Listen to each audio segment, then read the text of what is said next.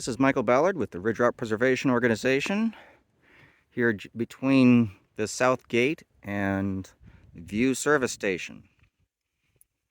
Indeed, there is a slide.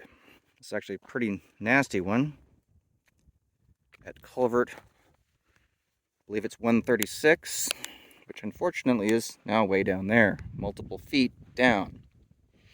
See, the roadway is cracking, undermined. This is asphalt from 2010 or 2010. So it's new, but as you can see, there's the original concrete down there. Yeah, culvert 136, massive slope failure.